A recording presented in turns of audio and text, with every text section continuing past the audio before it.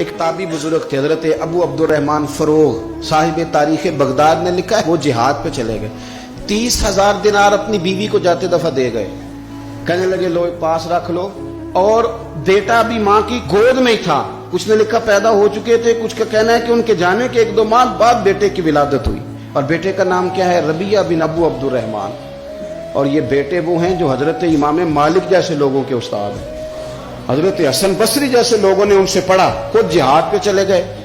آج تو فوجیوں کی نوکری ہے نا جی, ان کا یہ نظام ہے کہ وہ جاتے ہیں انہیں تنخواہ ملتی ہے, چھٹی پہ آتے ہیں. اس زمانے میں یہ تھا کہ مال غنیمت سے حصہ ملتا تھا, اور فتوحات کا یہ طریقہ تھا کہ یہ علاقہ فتح ہوا تو آگے چلے گئے, وہ فتح ہوا تو آگے چلے گئے, وہ فتح ہوا تو آگے چلے گئے. کسی نے لوٹنا ہے تو پابندی نہیں تھی, لوٹ سکتا ہے. کچھ لوگ جہاد میں ہی رہتے تھے.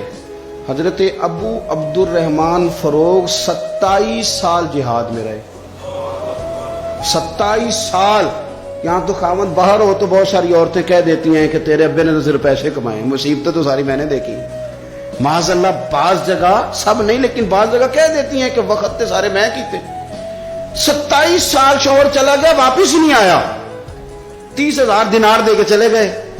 27 سال کے بعد خیال آیا گھر کا, اب بیٹا محدث بن گیا, عالم بن گیا, اور کمال یہ کہ رہتے کہاں تھے, حضور کے مدینے میں, مدینہ النبی میں, مدینہ منورہ میں صلی اللہ تعالی علیہ وسلم. اور ان کے صاحبزادے حضرت ربیعہ یہ مسجد نبی میں, حضور کی مسجد میں بیٹھ کے نبی پاک کی حدیث پڑھایا کرتے. آئے گھر, دروازے پہ دستک دی, صاحبزادے نے دروازہ کھولا. نہ باپ بیٹے کو پہچانتا ہے نہ بیٹا باپ کو. جناب ابو عبدالرحمن اندر داخل ہونے لگے تو صاحبزادے نے کہا بوڑھے میاں میرے گھر میں بغیر اجازت کے کیوں داخل ہو رہے ہیں؟ تو وہ کہنے لگے تو بتا, تو نے میرے گھر پہ قبضہ کیوں کر رکھا ہے؟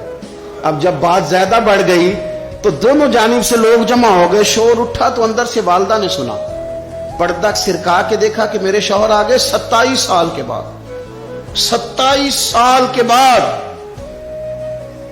تو آپ اپنے صاحبزادے سے کہنے لگی بیٹا ان کو اندر آنے جو, تمہارے والد ہیں. بڑا روئے باپ بیٹا, بڑا روئے. ماں اور بیٹے کی محبت کا بھی اندازہ نہیں, پر قرآن پاک پڑھے نا تو 2 مثالیں باپ اور بیٹے کے پیار کی بھی ملتی ہیں. ایک حضرت یعقوب علیہ السلام کا جناب یوسف سے پیار, اور ایک حضرت ابراہیم کا حضرت اسماعیل سے پیار, اور جناب اسماعیل کی جناب ابراہیم کی فرما برداری کی مثال. اس کا بھی جواب کوئی نہیں. باپ اتنا رو رہے ہیں اور بیٹے کی یاد میں, اس کا بھی اندازہ کوئی نہیں کر سکتا. باپ بیٹا مل کے بڑا روئے. عصر کی نماز کا وقت ہو گیا. حضرت ربیعہ جو محدث ہیں وہ وضو کر کے مسجد شریف چلے گئے. یہ ابھی چونکہ سفر سے آئے تھے, انہوں نے کھانا وانا کھایا, تھوڑی دیر بیت گئی تو یہ نہیں پوچھا پیچھے حال کیا رہا. پوچھتے ہیں اپنی بیوی سے میرے 30,000 دینار کہاں ہیں؟ تو اہلیہ کہنے لگی مسجد جائیں نا, حضور کی مسجد میں عصر پڑھ کے آئیں, پھر میں بتاتی ہوں پیسے کہاں ہیں. حضرت ربیعہ نے امامہ باندھا, جبہ پہنا, حضور کی مسجد میں بیٹھے اور حدیث پاک کا درس دے رہے ہیں. سامنے حضرت حسن بصری جیسے, امام مالک جیسے لوگ بیٹھے.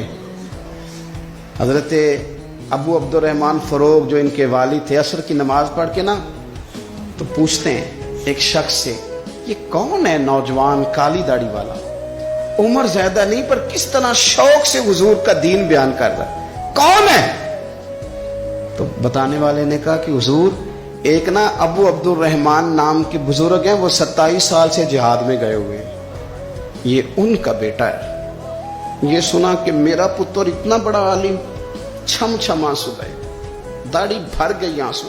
حضور کی مسجد میں تشکر کے آنسو, خوب روئے, خوب روئے. اٹھے گھر گئے, اور جب آنسو بھرا چہرہ لے کے گھر آئے تو اماں ساری بات ہی سمجھ گئی. کہنے لگی دیکھا ہے وہ بیٹے کو حدیث پڑھاتے, اب پتہ چلا میں نے آپ کے 30,000 دینار کہاں خرچ کیے, میں نے آپ کا پیسہ ضائع تو نہیں کیا. تو حضرت ابو عبدالرحمن فروغ فرمانے لگے رب تجھے صلہ دے اور میری طرف سے بھی دے, تو نے تو کمال کر دیا ہے.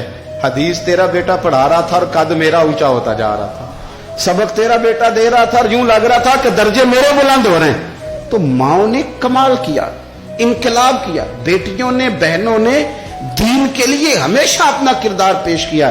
لہذا ان چند ایک وظیفہ خار اور ناپاک عزائم والے لوگوں کو سامنے رکھ کے ملت کی بیٹیوں کو قیاس نہ کیا جائے. آخر دعوانا الحمدللہ رب العالمین.